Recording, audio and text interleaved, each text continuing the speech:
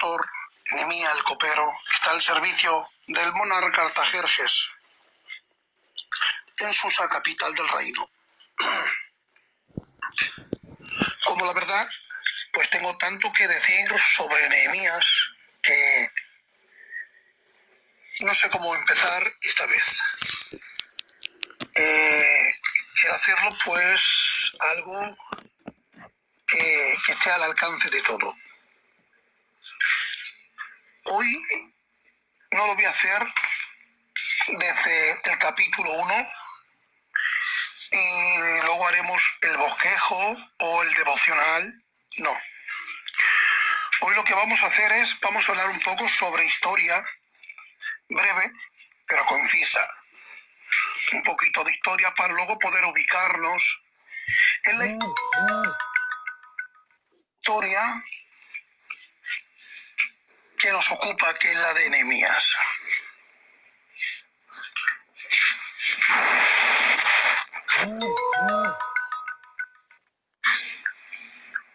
Aunque tengo que decir que Nehemías fue un hombre, pues la verdad, ordinario. Era un laico. Estaba abajo. Pero sin embargo, él emerge como uno de los más prominentes líderes de la historia. Y no porque él tuviera recursos o porque tuviera alguna capacidad o algún don especial, no.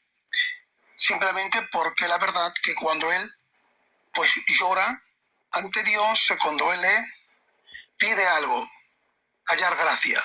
Y la gracia de Dios está sobre él para que el rey le pudiera conceder la petición que había en su corazón. Bueno, tengo que decirle que Nehemías se ha convertido de ser un copero, de un hombre laico, a convertirse en un gran líder. Cuando todos queremos hablar de conquistar, de conquistas, de reedificar, de levantar altares, de arreglar puertas o de edificar y reconstruir muros, siempre ponemos como base, siempre ponemos como ejemplo a Nehemías. ¿Y quién mejor que él? Que él está en Susa, capital del reino, y tiene que trasladarse a hacer un recorrido, si no mal recuerdo, alrededor de unos 3.800 o 2.800 kilómetros para llegar a Judá e Israel, y cuando está allí, empezar a reedificar. Un hombre con pasión, un líder, se ha convertido en un líder para su nación. Hoy más que nunca la verdad es que escaseamos de líderes, de hombres que estén dispuestos a trabajar en la obra de Dios con pasión, con entrega. Quiero decirles que antes pues, de que empecemos a meternos en los elementos específicos de cómo aprender de Nehemías, quiero hablarles de algo que estamos muy necesitados y es conocer algo de historia. Tenemos que tratar de estudiar y de apreciar a Nehemías sin algún conocimiento de este periodo histórico de transición.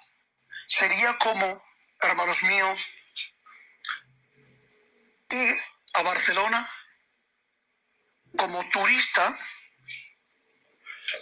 viajar a Barcelona como turista, comer en un buen restaurante, pasar por el puerto, por la vía olímpica, pero no visitar la iglesia de la catedral, ni tampoco la Sagrada Familia. Es como, has visto algo de parte de Barcelona, pero el patrimonio de Barcelona, algo histórico de Barcelona, algo elocuente de Barcelona, es la catedral y es la Sagrada Familia, entre otras muchas cosas. Es como una pareja de recién casados y en su luna de miel van a París, pero no visitan la Torre Eiffel. La Torre Eiffel significa o simboliza la Torre de los Enamorados, donde allí se hacen los selfies y las fotos como un recordatorio de donde estuvieron, ¿verdad? Bueno, pues de la misma manera no podemos pasar a Nehemías sin conocer primeramente la historia de Nehemías. Así que la historia judía, empiezo así, la historia judía, pues comienza ¿con quién? Con el patriarca Abraham, que empezó aproximadamente alrededor de unos 2000 años. Antes del Señor Jesucristo, claro está. Pero solo 1000 años después, Israel llega a tener un significado mundial y especial, porque como nación se le reconoce.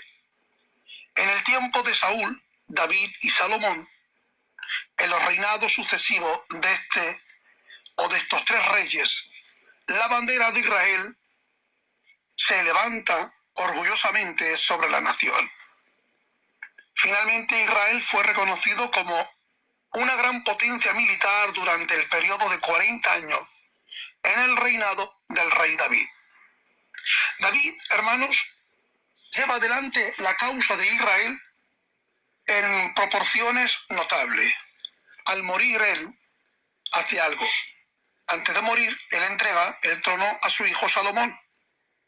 Y si usted, mi querido hermano, conoces la Biblia, sabrás que Salomón, en la última parte de su vida, había transigido tanto con el mundo que Dios lo tuvo que juzgar.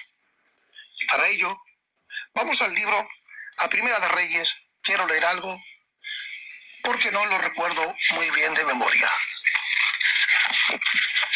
Vamos a ver, Primera de Reyes, capítulo 1, y vamos a leer en el versículo 11 y 12, y dice así: Y dijo Jehová a Salomón: por cuanto ha habido esto en ti, y nos has guardado, y no has guardado mi pacto y mis estatutos, que yo te mandé, romperé de ti el reino, y lo entregaré a tus siervos.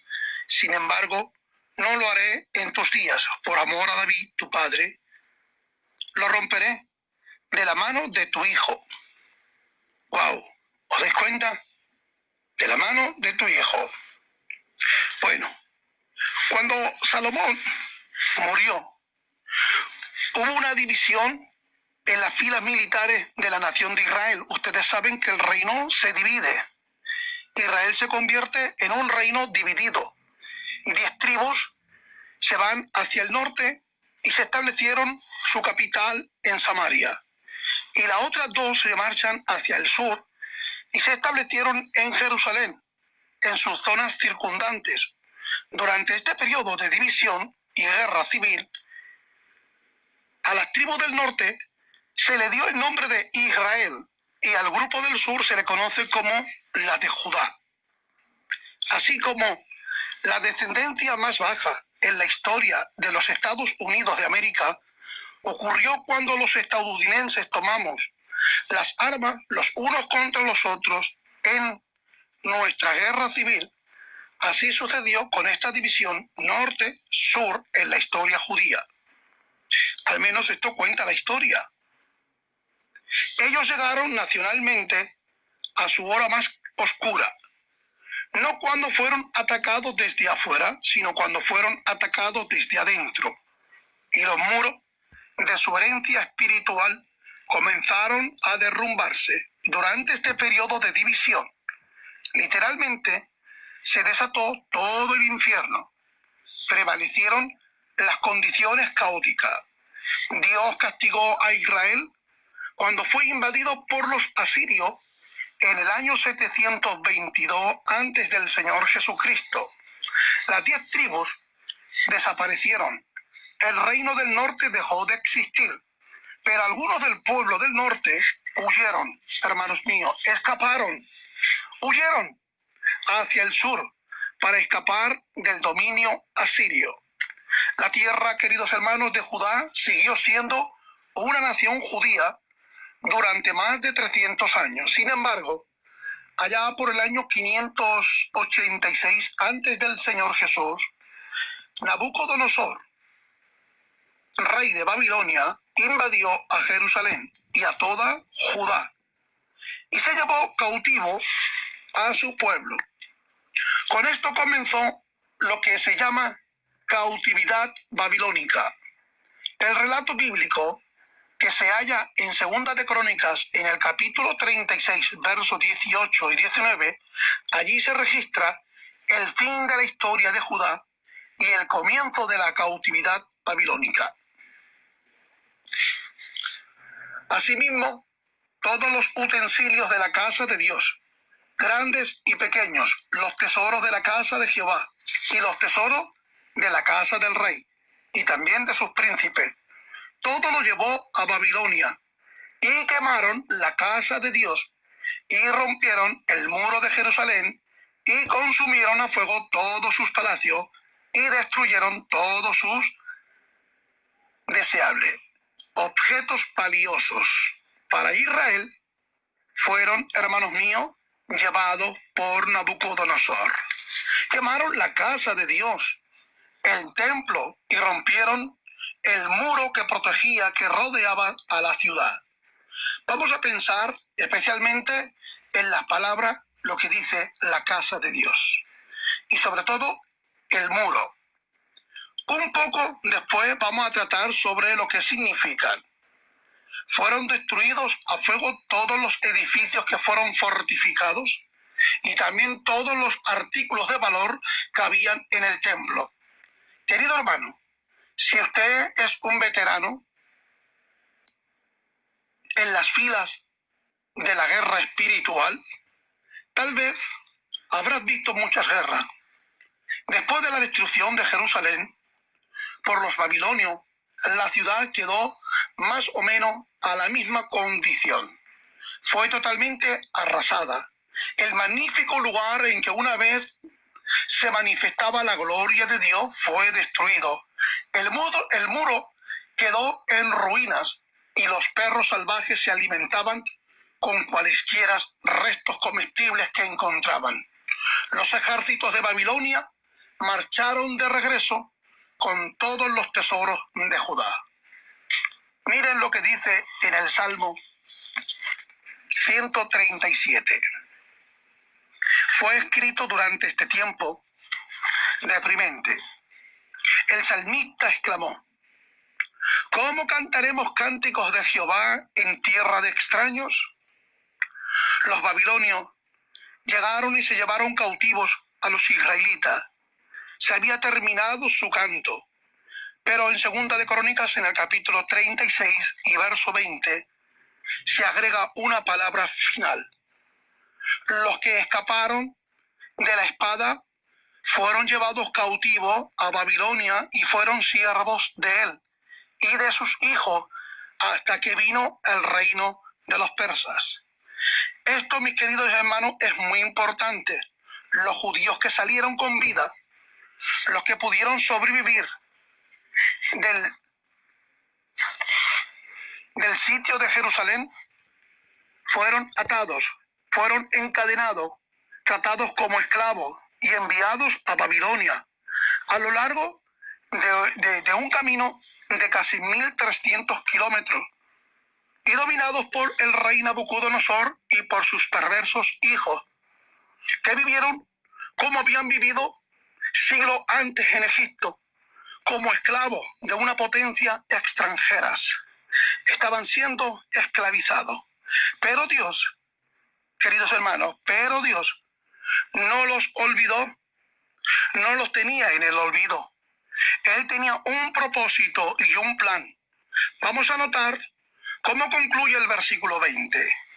Hasta que vino el reino de los persas. Lo que sucedió fue lo que sigue. Hubo un rey llamado Ciro, que gobernaba a Persia, y otro rey, Darío, que gobernaba en la vecina Media. Las dos naciones eran aliadas, pero como la fuerza persa era mayor que las dos, a los dos países se les daba a menudo simplemente el nombre del reino de Persia. Los medos y los persas llegaron a invadir a Babilonia y la tomaron, y forzaron al imperio babilónico a que se rindieran. ¿Qué sucedió entonces? Vamos a leer Segunda de Crónicas, capítulo 36 y verso 22. Dice allí, queridos hermanos: Mas el primer año de Ciro, rey de los persas, para que se cumpliese la palabra de Jehová por boca de Jeremías, Jehová despertó el espíritu de Ciro, rey de los persas, el cual hizo pregonar la palabra y también por escrito. ¡Wow! ¿Creía Ciro en Dios? No. Supuestamente o superficialmente pudiera parecer que era un creyente, pero en verdad no lo era. Sin embargo, se llegó a preocupar por el bienestar de los judíos. Dios no se limita a trabajar solo con su pueblo. Dios no solamente utiliza al profeta. Dios no solamente utiliza al pastor, ni tampoco al teólogo. No, Dios utiliza al que quiere, como quiere y cuando quiere, porque Dios es soberano. No nos creamos, hermanos míos, tan privilegiados en el sentido de que nosotros somos los únicos en ser utilizados por Dios. Eso es una equivocación. Dios utiliza al quien quiere. ¿Os recordáis que Dios utilizó a una burra para que hablara al profeta Balaam? Si Dios utiliza a una burra, ¿cómo no va a utilizar a uno de sus hijos? O a una de sus criaturas creadas por el poder de Dios, a imagen y semejanza de Dios. Así que, queridos hermanos,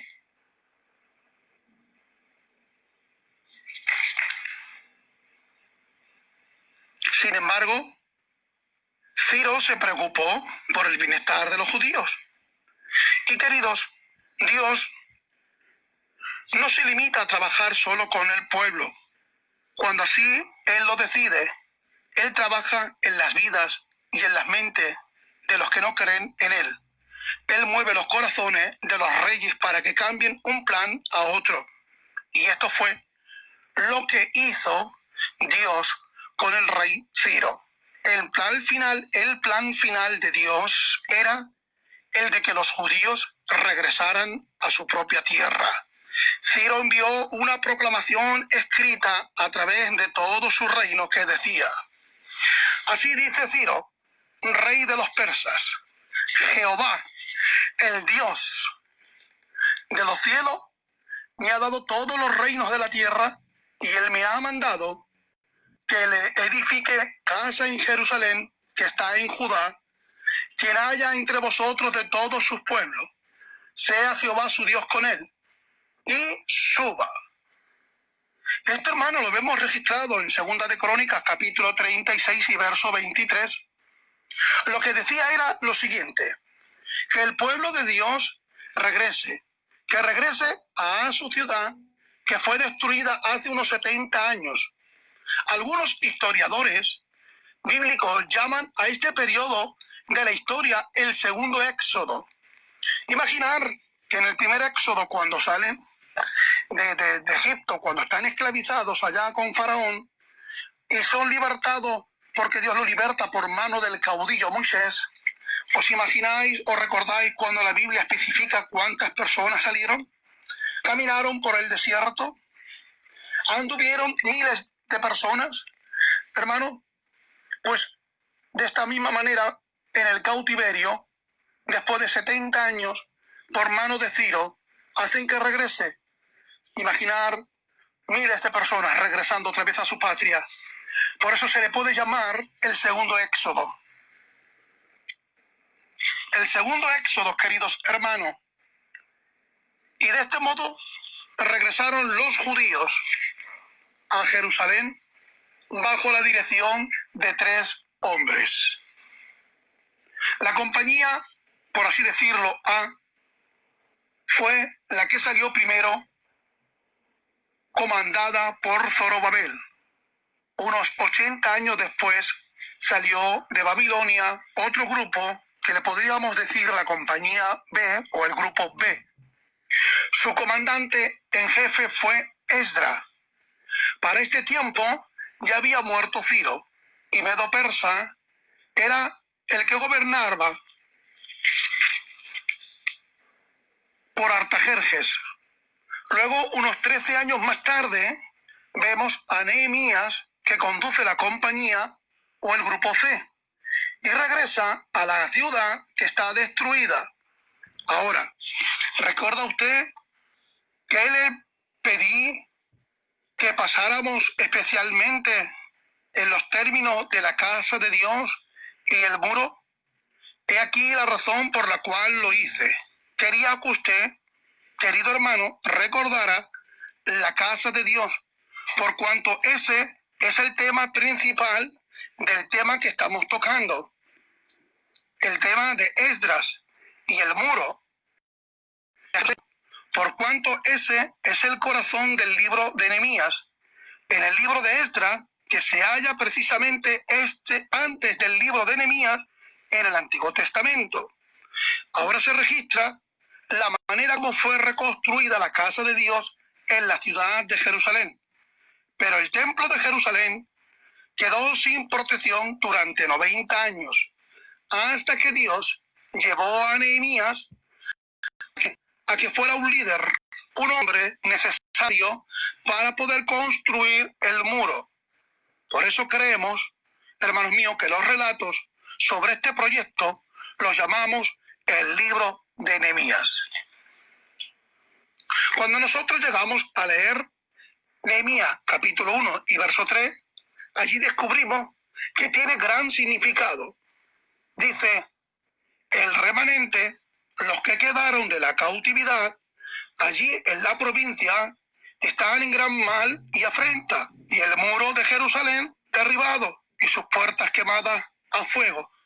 Nehemías respondió diciendo, cuando oí estas palabras, me senté y lloré e hice duelo por algunos días, y ayuné y oré delante del Dios de los cielos. Esto lo vemos en el versículo 4 del capítulo 1 del libro de Nehemías. En el libro de Nehemías, el hombre que dirigió al pueblo desempeña 3 papeles distintos. Al principio del libro es el copero del rey. A la mitad de la historia es el constructor de un muro. Y en la tercera parte del libro es el gobernador de la ciudad y de las áreas adyacentes a Jerusalén. ¡Wow, queridos hermanos! Entonces vemos un copero. Hermanos míos, vemos a un copero que se ha convertido en un gobernador. ¿Hay algo imposible para Dios? No. Dios llegó a utilizar y a levantar a un estatus, hermanos míos, de grandeza, a un laico, a un hombre sin recursos, porque halló gracia ante los ojos de Dios. Artajerjes fue el rey a quien Nehemías servía de copero. La posición de copero no parece impresionar a nadie, ¿verdad que no? Es comparable a hoy en día, en el siglo XXI, ¿cómo lo podemos comparar? Pues no sé, al que lava platos en una cocina, o en el mejor de los casos, a la de, ¿cómo se? Al que sirve, al camarero. Pero el copero era mucho más importante que todo eso, queridos hermanos. ¿Por qué?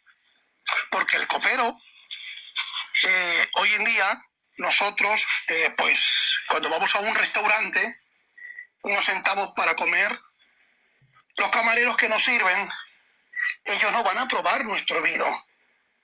Ellos no van a probar nuestra comida, al menos de nuestro plato o de nuestro vaso. Porque en nuestra cultura es antihigiénico, es algo, pues, desagradable. Y creemos que, como tiene todo, pues, un control riguroso por sanidad, el vino, pues, está en sus buenas condiciones, los alimentos también, y antes de servirlo hay un riguroso, pues, control de vigilancia de que los alimentos hoy en día estén adecuados, aptos para el consumo humano. Pero en aquellos tiempos, allá, pues, hermanos míos, cuando estaba el rey Artajerjes, el copero, pues, tenía que probar el vino, tenía que probar la comida antes de que llegara al paladar del monarca. Ustedes saben que cuando un rey estaba gobernando, no le faltaban enemigos que se escondían en las sombrías oscuras, malicientemente, buscando la oportunidad de poder envenenar de alguna manera u otra para quitar a dicho rey, para poder gobernar él o poder gobernar uno de sus hijos. Ustedes conocen la historia que Herodes era tan perverso que sospechaba de que alguno de sus hijos quería quitarle el trono. Y él, por sospecha, maliciosamente, diabólicamente, mataba a sus hijos, a sus mujeres y a todo el que le hiciera sombra. La mayoría de los reyes intentaban, hermanos míos, pues asesinar o matar de todo aquel que sospechara que le quisiera quitar el reino. Pero Nehemías estaba dispuesto a jugarse la vida, estaba dispuesto a arriesgar la vida por el monarca. Él tenía que probar el vino antes que el rey, y lo tomará, y lo tomaba, y el alimento antes que el rey lo comiera. Si la comida estaba envenenada, o alguno intentaba hacerle al rey una mala pasada con una bebida narcotizada, era mío, veneno, el copero desaparecía. ¿Pero qué pasaba? Vivía el rey. El rey vivía, pero el copero moría. Moría uno en su lugar. El rey estaba contento y seguro porque sabía que alguien estaba dispuesto pues a jugarse la vida por él. Yo pregunto, hermanos, a una persona que está dispuesta a arriesgarse la vida por ti, yo digo que algún secreto que otro le podemos confiar, ¿verdad que sí?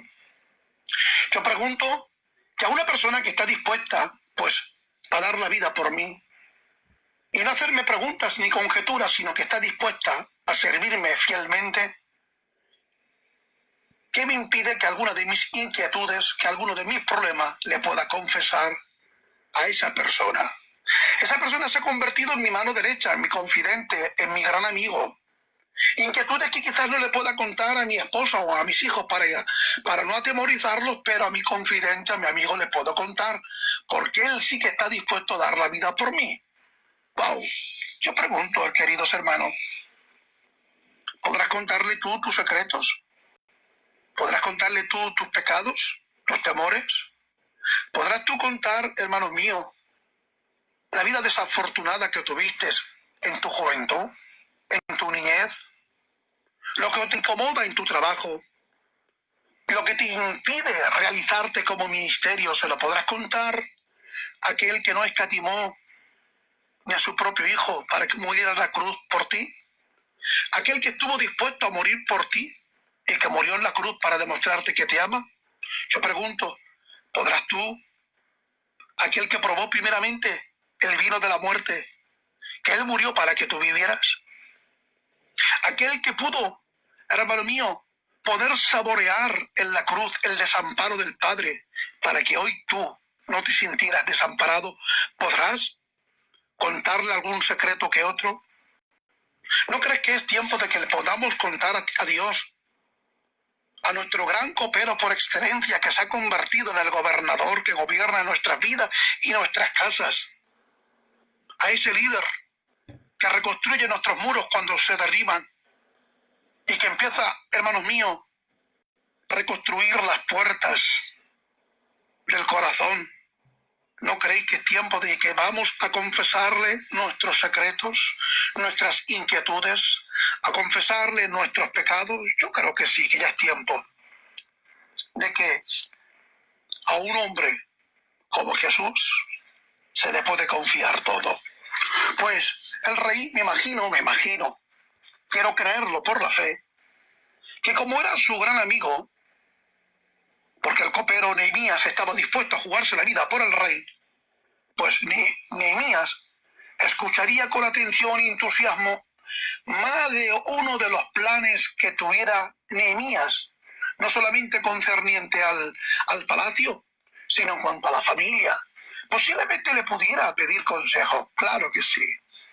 Pero fíjese, cuando Nehemías ya está en el palacio, ¿vale? Él está en el palacio, gloria al Señor. Él no ha conocido la gran ciudad de David. Él no ha conocido el templo grandioso del rey Salomón. Nehemías no ha conocido la belleza ni el encanto de esta ciudad mágica, la casa de Dios. Él no la ha conocido. Cuentan los historiadores, que él es hijo, por así decirlo, de la cautividad, nació en el cautiverio. Él es joven y está al servicio del monarca Artajerjes o del rey Asuero, que también se le conoce como el rey Asuero. Luego hablaremos de algunos detalles aplicativos para nosotros. Solamente quiero hablarles del momento en un trasfondo histórico para luego ubicarnos en el tema central. Nehemías no conoce, pero sin embargo, aunque está sirviendo al rey, aunque él es fiel en su servicio, él presenta su libro con una descripción magistral que a mí me llamó mucho la atención. Dice, Nehemías, hijo de Acalías. Acalías es el padre. Pero claro, él pregunta y vemos que dice que la ciudad, la casa, sepulcro de sus padres, hace mención de que los padres ya habían muerto, habían fallecido. ¿Y que estaban dónde? En Judá, en Jerusalén, que habían allí estado ya sepultados. Pero él pregunta, cuando todo le va bien, cuando es fiel en su servicio, cuando no le falta de nada, cuando vive, hermano mío, rodeado de aristocracia, vive rodeado de riqueza, de placeres, de comodidad, pero él pregunta, y a mí, pues lo que me hace ver es que la comodidad, los placeres, la riqueza o el reconocimiento no anestesiaron, no llegaron a paralizar los sentimientos nobles del copero Nehemías, porque él seguía preguntando, él seguía inquietado por saber el estado de la ciudad, el estado de los que quedaron en la cautividad y de los que escaparon de la cautividad. Él seguía preguntando. ¿Te das cuenta? Él no es ajeno al problema, él quiere saber. ¿Sabe qué ocurre? Que hoy en día hay muchos, y yo entre ellos, habemos muchos cristianos, ya seamos laicos, cristianos simples, seamos profetas, seamos ministerios, no importa la función que desempeñemos dentro de la iglesia del Señor, que resulta que con el tiempo, al ser útiles, al tener un buen negocio, al tener una buena posición, al tener el reconocimiento, el corazón se ha engrosado tanto de orgullo, hay en nosotros tanto envanecimiento, que anestesiaron los sentimientos espirituales en nosotros y solamente estamos interesados en nuestro bienestar, en nuestra casa, en nuestra familia, pero nunca mostramos interés por los demás. No mostramos interés por la familia, no mostramos interés por el pastor, no mostramos interés por la iglesia, no mostramos interés por las almas que están perdidas. Parece ser como que lo demás no está a nuestro alrededor, no tiene importancia. Parece ser que la única luz que brilla en el universo somos nosotros. Los demás están tan oscuros que no percibimos, hermanos míos, la belleza que pueda haber en ellos. Sin embargo, Nehemías no es así. Nehemías se preocupa. Yo creo que es tiempo de preocuparse por la casa de Dios. Creo que es tiempo de preocuparnos del bienestar del ministerio. Creo que es tiempo de preocuparnos de cómo va nuestro matrimonio, de cómo van nuestros hijos, de cómo va nuestro propio ministerio, de preocuparnos de cómo están los vecinos, de cómo está la gente en el mundo, de cómo está la sociedad, para presentarles a un Cristo que vive, que ha muerto, pero que vive, a un Cristo que murió, que fue crucificado, pero que ha resucitado. Hay que predicarles, hay que mostrarles el interés a este mundo de que hay un Dios que ama a esta gente que viven en el pecado. Pero fíjense que Nehemías dice, Nehemías, hijo de Acalías. Acalías es el padre. Bien. Él es el padre. ¿Qué ocurre con esto? Presenta al padre.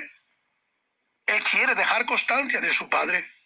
Él quiere dejar constancia de que él desciende de esta clase de una tribu específica y de que su padre es Acalías y que aunque él estuviera en el cautiverio, que él, aunque no haya conocido a la ciudad populosa ni el reino de Salomón, aunque él estaba sirviendo a un monarca, a un rey llamado Artajerjes, él desciende de una familia judía y su padre se llama Acalía. ¿Sabes qué ocurre? Que hoy en día hay muchos pastores que empezaron, hermanos míos, débilmente. Empezaron temblando, con inseguridad. Y resulta que poco a poco han sido enseñados por sus padres espirituales, han sido asesorados. ¿Empezó Dios a utilizarlo? Sí. Empezaron a pastorear y a darle una mega iglesia, y ahora tiene una iglesia de 1.000, 2.000, 3.000, 4.000 personas, y resulta que han escrito algún libro que otro. Sus prédicas está en YouTube, está en Twitter, está en Facebook, y salen por la radio y en todos los medios de comunicación, y hay mucha gente, miles de personas que le siguen, y ya no dan reconocimiento de lo que son a su padre. No podemos olvidar a nuestro padre espiritual que nos asesoró, a nuestro padre espiritual, porque el que quiera autoridad se somete a autoridad. Pero él, Nehemías, hijo de Acalías, que era el padre que había fallecido, nosotros no nos podemos olvidar de nuestro Padre Celestial. Todo lo que hacemos siempre tenemos que presentar al Padre. ¿Por qué? Porque la gente tiene que ver que lo que hacemos nosotros somos los hijos de Dios. El fulano de tal, un hijo de Dios. El hijo, su padre, es Dios. No podemos olvidarnos. Tenemos que presentar siempre a nuestro Padre Celestial en nuestro trabajo, en nuestras prédicas, en nuestra formación, en nuestras actividades, en la hora de predicar, en la hora de cantar, en la forma de estar en la casa. Vayamos donde vayamos, hagamos lo que hagamos, siempre tenemos que dar reconocimiento a nuestro Padre, a nuestro Padre. Gloria al Señor. Ahora, otro punto sobresaliente es que cuando Nehemías se entera, porque él pregunta, habiendo venido su hermano Hanani, y él pregunta de la ciudad, y Hanani le dice a Nehemías: los muros están derribados, la ciudad consumida y las puertas derribadas y consumidas por fuego. Lo primero que cuando Nehemías escucha esta mala y triste noticia, porque tengo que decirles que a todos, en algún momento de nuestra vida, si no ha llegado, llegará una mala noticia. Pero tengo una sorpresa para ustedes y una promesa de parte de Dios. Dios es el que cambia nuestro lamento en baile, nuestras tristezas en alegría. Pero ahora en el momento de que Nehemías, al escuchar esta mala noticia, él se tiene que sentar, él tiene que llorar, él se tiene que enlutar, él tiene que ayunar y él tiene que orar. Quiero hablar rápido sobre estos verbos, estas frases que en su día a mí el Señor me habló. Recibe una mala noticia y él está en palacio. Él tiene el deseo de querer llegar a Israel, a Judá, y querer hacer bien. Pero él, ante esta mala noticia, se sienta. Sentarse es sinónimo de meditar. No tengo recursos, podría decirle Nehemías, no tengo recursos. Soy simplemente un copero que está al servicio del monarca. Y aunque yo soy hijo de la cautividad, desciendo de una estirpe de los judíos, yo soy de allí. Aunque nunca he visto el palacio, aunque nunca he visto a los judíos de aquel país, la noticia me ha entristecido, porque las venas que tengo, la sangre que circulan por mis venas, ni es medo-persa, ni es babilónica, ni es egipcia, es hebrea. Desciendo de los hebreos. ¿Qué ocurre? Que él empieza, hermanos míos, a sentarse y a meditar, como diciendo: a ver, voy a sentarme, soy un copero, ¿qué puedo hacer? ¿Qué puedo solucionar? ¿Cómo puedo intervenir? Y cuando se da cuenta que él es un simple copero que está al servicio del rey, cuando se da cuenta de que no tiene recursos, aunque tiene el deseo de querer ayudar, pero no tiene recursos, ¿sabes qué ocurre? Que él empieza a llorar. Las lágrimas es el fruto o las consecuencias de verte sin recursos. Al verte sin recursos, tu corazón se aflige y lloras. Cuando estás llorando, optas y decides enlutar tu corazón. Empiezas a enlutarte, empiezas a angustiarte y a entristecerse. Pero ahí no queda todo. No queda sentándote en el banco de la religiosidad, de ser pasivo, de la tranquilidad, ni tampoco, hermano mío, lloras y te quejas. Nehemías actúa, hace algo diferente. Dice la Escritura que él ayunó y oró, como diciendo, ya me he sentado, he meditado que no tengo recursos, he llorado, Señor, me he enlutado, pero así no consigo nada. Tengo que seguir trabajando, tengo que seguir sirviendo al Rey, tengo que presentarme alegre, tengo que poner una sonrisa en mi boca, tengo que seguir probando el vino, tengo que seguir probando la comida para el Rey. No puedo estar así, voy a ayunar, pero también voy a orar de día y de noche. ¿Sabes qué ocurre? Que a todos nos llegan las malas noticias. Todos recibimos una mala noticia, una llamada telefónica, un ser querido que ha partido, un accidente, que te llaman por teléfono y te dicen pues que te piden el divorcio, o que has perdido tu hijo que perdió el campeonato de fútbol, un sinfín de cosas que te hacen pues inclinarte de rodillas, sentarte y meditar, a derrumbar tu corazón. Y al verte sin recursos, tienes el deseo, tienes la pasión de querer ayudar, tienes el entusiasmo, quieres involucrarte, pero te ves sin recursos, te ves que no tienes capacidad, que no tienes el material suficiente, y empiezas a llorar, y empiezas a enlutar tu corazón y a angustiarte, y empiezas a quejarse. Es que hay cristianos que ante el problema solamente se quejan, que ante el problema solamente se quedan pasivos, que ante el problema solamente saben llorar. Se creen que son los mártires del siglo XXI. Se creen que son los Job que sufrieron, pero son los Job del siglo XXI. Todo el mundo sufre, pero ellos sufren más que nadie. Todo el mundo llora, pero ellos lloran más que nadie. Sus lágrimas han creado el océano Atlántico. Ellos, hermanos míos, están sentados y paralizados. Ellos no hacen nada, solamente se quejan. Pero Nehemías empezó a ayunar como diciendo, yo no tengo solución, yo no puedo resolverlo, pero descanso en tus promesas, descanso en tu gracia y deposito este problema en tus manos.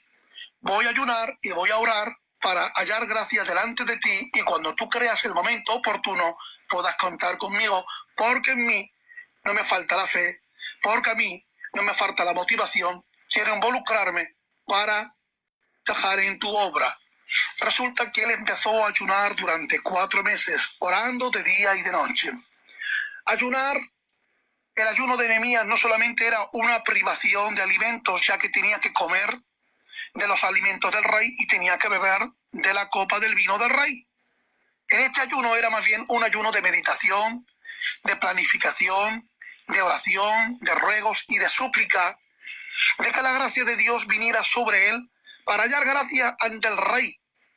Resulta que, hermano querido, que en el mes de Quisleu, en el año 20 del rey Artajerjes, aquí nos enseña que en el año 20 del reinado del Artajerjes, en el mes de Quisleu, dando a entender que a mediados de noviembre o hasta mediados de diciembre, pero luego dice en el capítulo 2 que en el mes de Nisan, haciendo entender que era el mes de abril, aproximadamente transcurrieron 4 meses, 4 meses de intercesión, 4 meses, hermanos míos, planificando, 4 meses esperando de que se presentara la oportunidad.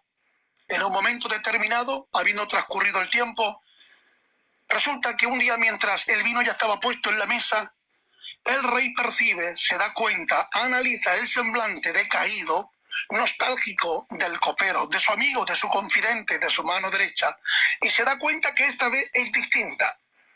Bien sabes, podría pensar el rey, podría pensar, bien sabes, Nehemías, que no puedes presentarse delante de mí con nostalgia, con tristeza, no puedes presentarse de esta manera, con esta actitud, porque me hace sospechar que posiblemente los alimentos o el vino esté contaminado, o que tú te hayas aliado con un enemigo y estés temblando por miedo a ser descubierto. Sabes que no puedes presentarse así, pero el rey, el monarca, se da cuenta que lo que él está sufriendo no es una enfermedad, sino que más bien es un quebranto de corazón. Y le dice, ¿qué es lo que te pasa? Pues lo que hay en ti no es una enfermedad, sino más bien quebranto de corazón. Ahí Nehemías aprovecha la oportunidad que tanto estaba esperando y antes de responder dijo, y oré yo a Dios. Ese oré yo a Dios no significa que dejara al monarca con la palabra en la boca, que él se fuera a una habitación, que empezara a orar y que empezara a esperar la directriz o la dirección de Dios. No es así. Él ya estaba en ayuno, él ya estaba en comunión con Dios durante día y noche, y ese orar fue mentalmente. Es como diciendo, Señor, confío en ti. En esas milésimas de segundo, esa fue la oración, por así decirlo. Y le dice, Señor, ¿cómo no va a estar triste mi corazón? ¿Cómo no va a estar triste mi alma? ¿Cómo no va a haber congoja? Yo lo parafraseo de esta manera. Estoy hablándoles, hermanos míos, sin apuntes, sin lectura, más o menos de memoria, la historia. ¿Cómo no va a estar triste? Han venido Anani y algunos de mis hermanos, y al preguntarle yo sobre la situación de la casa de los sepulcros de mis padres, me han comentado que el muro, que la casa, que las puertas están derribadas y consumidas. Escucha, aunque él nunca había conocido personalmente a esta ciudad, sí sabía de la fama del templo del rey Salomón, de la conquista del gran rey David, de los 40 años plácidos de gloria y de paz que reinaba en Jerusalén y en Judá, hermanos míos, por medio del rey David. Él conocía, hermanos míos, la gloria que descendía de Dios, del gran ejército de Dios.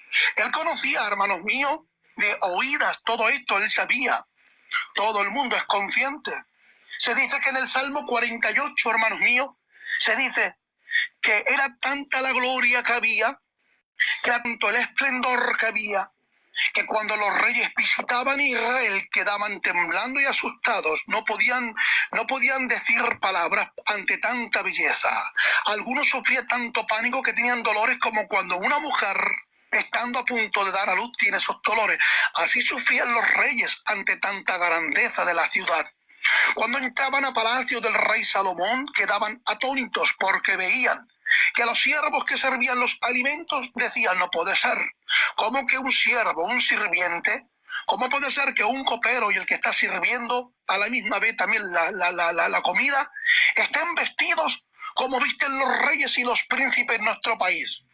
¿Cómo puede ser las cortinas y el mármol que se destila por la tierra en medio del palacio? ¿Cómo puede ser todo esto, toda esta grandeza, toda esta riqueza? Y no solamente se asombraban de las riquezas que tenía el rey Salomón, ni de los palacios, ni de las mansiones, ni cómo vestían los siervos, que va, ni tampoco porque las ciudadelas puedan estar decoradas, hermano mío, de los más grandes tesoros que pudieran existir, sino que se asombraban de la sabiduría que destilaba Salomón. Habían conocido y habían oído, hermano mío, de aquel juicio, de que esas dos mujeres estando en una habitación quedando dormidas y las dos habían concebido al mismo tiempo a un bebé cada una, pero una habiéndose quedado dormido y sin darse cuenta había asfixiado al bebé y había muerto, dándose cuenta en la madrugada de que su hijo ya estaba muerto. ¿Qué es lo que hizo? Maliciosamente, sin sentimiento, fue a la cama, hermano mío, de la otra mujer, le cambió el niño, le puso el niño muerto y ya se quedó con el vivo. Cuando despertaron, hermano mío, la mujer que había visto a su hijo muerto se dio cuenta que no era su hijo, se dio cuenta, hermano mío, porque tiene el reconocimiento de que la madre sabe que no es su hijo, y le dice y discute con la otra: este no es mi hijo es el que tú tienes en tus manos, cámbiamelo. Y así continuamente hubo una disputa. ¿Qué hicieron estas mujeres? Fueron a palacio, buscaron la audiencia personalmente con el rey, le presentaron el caso, y entonces el rey escuchó a una y escuchó a otra. No, que es mío, no, que el mío vive. Y él entonces dijo: tengo una solución, traerme una espada, coger al niño y partirlo en dos, mitad para ti y mitad para la otra, y así se solucionará el problema. No busquéis pleito, no busquéis tampoco el enfadaros, hay niños para las dos, un trozo para cada una. Todo el mundo estaría pensando: este rey ha perdido los estribos, ha perdido la cordura, estará borracho, alguien la habrá envenenado. ¿Qué juicio es este? ¿Partir a un crío, matarlo, asesinarlo, un trozo para cada una? La madre falsa, que había hecho el trueque, el cambio de niño, como no tenía sentimientos maternos, porque si fue capaz de asfixiar a su hijo y cambiarlo por otro, también fue capaz de decir: sí, de acuerdo, mi rey, mitad para ella y mitad para mí, así con ella no se queda con el niño. El rey, dándose cuenta de que no había sentimientos maternos, ¿qué es lo que hizo? Dijo: dale el hijo a la otra madre, porque es la otra. Porque si ésta está dispuesto a matar, asesinar, a descuartizar al hijo, es porque no es la madre verdadera. ¡Wow! ¿Te das cuenta? Esto, hermano mío, corrió por todos los confines de la tierra. Han pasado milenios, hermano mío, y hoy yo, en el siglo XXI, 11 de enero, por cierto, mi cumpleaños, cumplo 45 años, sábado, estoy hablando de la sabiduría del rey Salomón que le había dado Dios. ¿Os dais cuenta? Esto llegaría a los oídos de Nehemías el copero. Y cuando él se da cuenta que esta ciudad, que estos palacios, están siendo protegidas por un muro tan grande y esplendoroso y grueso, hermanos míos, porque saben ustedes que toda ciudad en aquel tiempo era guardada, protegida por los muros de protección, para que no los enemigos pudieran franquearla, hermanos míos, para que no pudieran derribarla, ni tampoco pudiera haber un ataque sorpresa para derribar al rey y poderse llevar el botín. ¡Wow! Cuando resulta que Nehemías se entera de que las murallas han sido derribadas, es normal que se entristezca, como diciendo: no hay protección. No hay protección en la ciudad. Pero ¿cómo ha desaparecido? Sí, ya no es la ciudad populosa, no. Y sus puertas han sido consumidas a fuego y la gente está en afrenta, han sido cautivos, están presos, y los que quedaron en la ciudad, los viejos y algún joven que otro, están en afrenta.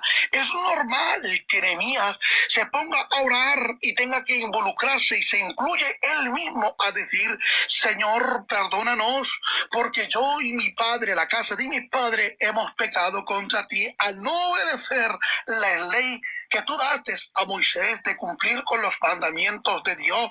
Pero Señor, me acuerdo que tú dices que al que pecare tú lo dispersarás, pero que al que se arrepintiere, Señor, tú lo volverás a llevar a la tierra que tú has prometido a Abraham, a Isaac y a Jacob. Señor, yo me arrepiento.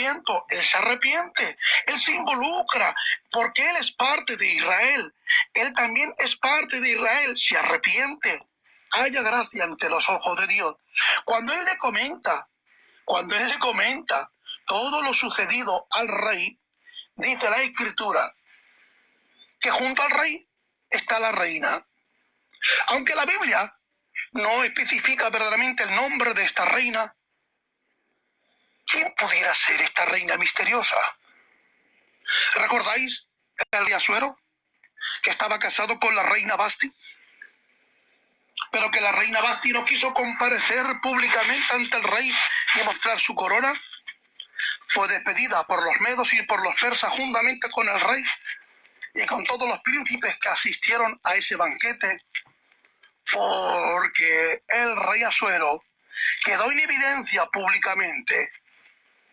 La reina se mofó de él y fue despedida, y en su lugar, en el cautiverio, que cogieron a todas las doncellas de todas las provincias, Hadasa, que es Esther, fue elegida de común acuerdo por todos de que la más bella del reino era Esther.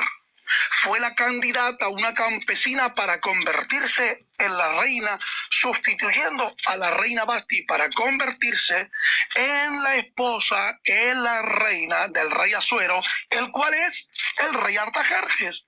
Ahora, han pasado el tiempo, transcurren los años, pero la historia de Esther queda en medio de la historia de Nehemías el copero. Y posiblemente, la reina que está junto al rey Asuero, Artajerjes, posiblemente sea la reina Esther, que aunque no dijera palabra, pudiera haberle pegado un toque, como diciendo: haz caso al copero, concédele la petición. Él quiere ir a su pueblo, él quiere a Israel, está afligido. Nos hemos dado cuenta de cómo hoy sirve el vino, cómo sirve la comida. No está enfermo, pero hay una aflicción en su corazón. Y le pregunto: bueno, pide, ¿qué quieres que te haga? ¡Wow! Le concede la petición. Por fin tiene el resultado, el ayuno y la oración. Es que, hermano, el que confía en Dios, el que ayuna y ora, verá resultados grandiosos. No merece la pena vivir enojado, no merece la pena vivir, hermanos míos, con críticas, con cesuras y quejándote de tu problema. Levántate, levántate, levántate y empieza a ayunar. Levántate y empieza a orar. Empieza a orar. No digas que no tienes tiempo. No voy a decir que no tengo tiempo. Hay tiempo para todo debajo del sol. 24 horas ha dado Dios al tiempo. Busca 1 hora al día. 1 hora al día busca. Busca media hora al día. Busca 10 minutos en estos 24 horas. 10 minutos, 10. Ya no te pido 1 hora como pide el Señor. Unos 10 minutos, oremos al Señor en estos 24 horas. Porque vamos a lamentarnos siempre de nuestros problemas. Y ahora resulta que Nehemías, vamos a finalizar la primera grabación. Nehemías aprovecha la oportunidad. Él no improvisa. No improvisa. Escuchen, yo como pastor, antes he improvisado un culto y Dios, por misericordia, por amor al pueblo, me utilizó. Y he dicho: wow, me ha utilizado como nunca. Sí, un día. No podemos vivir una vida, hermanos míos, de improvisación. No podemos improvisar. Tenemos que tener una agenda, tenemos que planificar nuestra vida. Él tenía ya una agenda. Él ya se conocía el nombre del jefe de hermanos míos del bosque. Él sabía que Asaf era el jefe del bosque, el guarda. Y le dice al rey: mándame tú. Él no le dice: te ruego, o si tú quieres, mi rey, puedes concederme. No. Si le place a mi rey, envíame tú. Wow. ¿Qué haces, Nehemías? ¿Lo estás involucrando? Sí. Porque el permiso de Dios ya lo tengo. La autoridad de Dios ya la tengo. Él me ha concedido esta gracia para hallar gracia ante los ojos del rey y quiero involucrarle. Y lo involucra: envíame, rey. Envíame tú. Si tú me envías, iré. Si tú me envías, tendré autoridad y tendré poder. Wow, sí, te envío. Pero quiero que me señales cuánto tiempo durará. ¿Cuánto tiempo durará? ¿Cuándo vendrás a palacio? Yo te envío, pero eres útil. Eres útil. Eres necesario, no imprescindible, porque en tu ausencia tendré que poner a otro, Nehemías, pero necesito que vuelvas otra vez, porque eres mi amigo. ¿Sabes? Que a veces nos creemos tan imprescindibles en las iglesias, que si no pastoreo yo, nadie puede pastorear, porque yo soy el que trae la bendición, porque yo soy el que soluciona todos los problemas. Y no somos tan imprescindibles. En mi ausencia, Dios tiene a otro. Le dice el profeta Elías, solo he quedado yo, y le dice Dios, no, hombre, no solo tú, como tú y mejores que tú. Tengo otros 7,000 que no han doblegado, no se han arrodillado ni ante Baal, ni ante Jezabel, ni a ningún otro demonio. Siguen fiel, siguen siendo íntegros, aunque no he querido hacer mención de esos nombres, de esas personas. Hoy te está utilizando a ti, Elías, sí. Pero no te creas que eres imprescindible, ni que eres tú el chico guay de la película. No, tengo otros más. Pero claro, aunque tengo otro, te necesito a ti. Porque la función de copero es tuya, Nehemías. El otro va a ocupar tu lugar en tu ausencia. Es que, ¿sabe qué ocurre? Que tengo que decirle que no podemos creernos que somos los imprescindibles y que somos los mejores como los pastores que estamos pastoreando, o que somos el imprescindible en el coro, o en algún ministerio, o en algún trabajo dentro de esta sociedad. ¿A quién pondrá Dios entonces en mi ausencia? Escuchen, Dios pondrá a otro en tu ausencia. Pero Dios te está diciendo cuánto durará tu tiempo y cuándo volverás. No te puedes ausentar de tu trabajo por toda la vida. No puedes dejar, hermano mío, la iglesia a un obrero durante mucho tiempo. En tu ausencia otro la puede ocupar. Dedícate por tu familia, por tu negocio, por tu trabajo, pero tienes que volver. Dios está interesado. ¿Por qué? Porque es el momento donde Dios te quiere utilizar a ti, específicamente a ti. No porque seas el mejor, sino porque ha llegado tu tiempo, Nehemías. Es tu tiempo. Resulta que Nehemías fue enviado 2 veces. 2 veces. Y él resulta que ahora al rey, pues aprovecha la ocasión y le dice, envíame, pero dame cartas para el jefe, el guarda del bosque, para que cuando yo llegue pueda ir con la autorización de un rey, de que no voy por mi propia cuenta, de que no tomo yo la propia iniciativa, sino que tengo una carta que me acredita de que soy enviado por el rey, y cuando yo vaya me puedan franquear el camino por el bosque para que ninguno pueda dañarme, para que ninguno me robe la mercancía, para que ninguno puedan asaltarme, sino que tenga vigilantes por orden del rey. Cuando yo llegue al jefe del guarda del bosque me pueda dar la madera necesaria para el palacio donde yo voy a vivir. Porque quiero reconstruir nuevamente, hermano mío, la ciudad de Jerusalén. No tomes la iniciativa por tu propia cuenta. No quieras hacer las cosas por ti. Pide el permiso de Dios. Pide el permiso, que Él te dé la acreditación. Y enviará al Espíritu Santo para protegerte en todo tu ministerio, en toda tu labor, en todos tus negocios. El Espíritu Santo es el que te guardará de los peligros que acechan a tu vida, porque el diablo se ha levantado como león rugiente buscando a quien devorar.